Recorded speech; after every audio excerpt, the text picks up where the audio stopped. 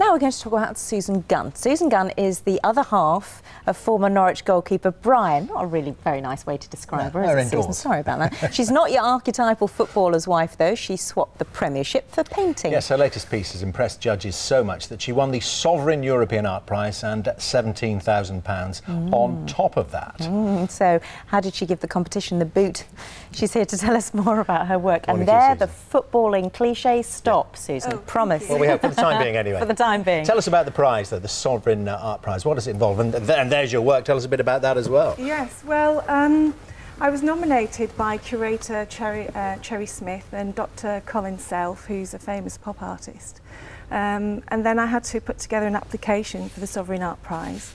I was really over the moon to be shortlisted, and then to actually win the prize was just amazing. I bet you haven't come down yet. No, I haven't. Really? No. When did you graduate? Didn't you graduate? I graduated in 2004, right. And I was very fortunate to be selected by the East of England Arts Council to be on the Escalator project.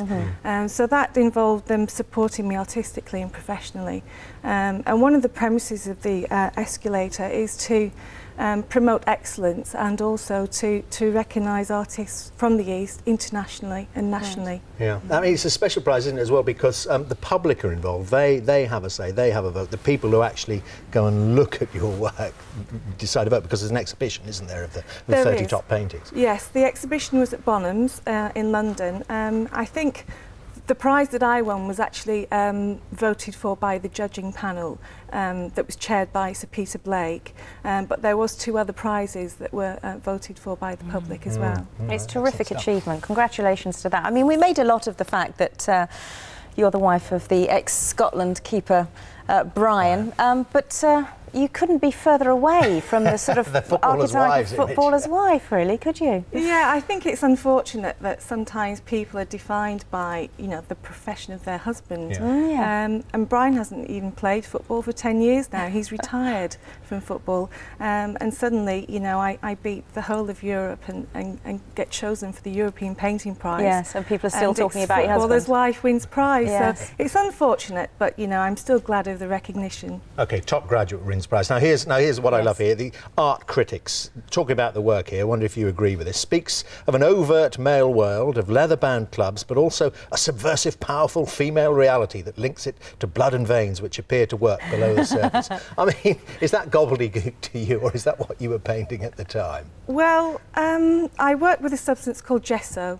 It's made up of pure pigment and rabbit skin glue, and it's quite an involved process. It involves soaking and preparing the mixture, and then over a period of time painting the mixture on. And then what I do is I divide the surface geometrically, and the areas are painted at different times. Right. And during the process of drying out, these fissures or cracks or channels appear in the surface, and then the process of rubbing down and polishing and kind of erasing the surface. It's very beautiful. It looks like sort of, it does look a bit like skin or veins or arteries or something like that. Do you go, when you do that, are you going with a particular image in mind? Is there something you want to say as an artist when you're doing something?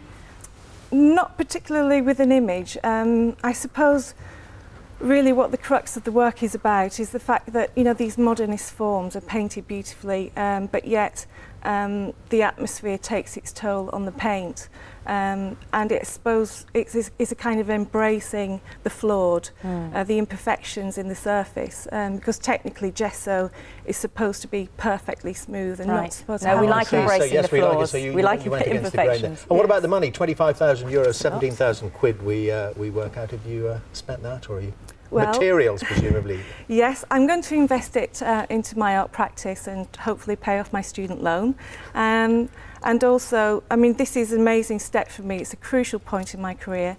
I hope to get a really good London National Gallery with hopefully European or national connections. Right. And it will go a long way to helping me to sustain a professional practice. Well, I'm sure you'll have no problem getting a gallery to show that. Susan, thank you very much indeed. Thank you very much. Congratulations.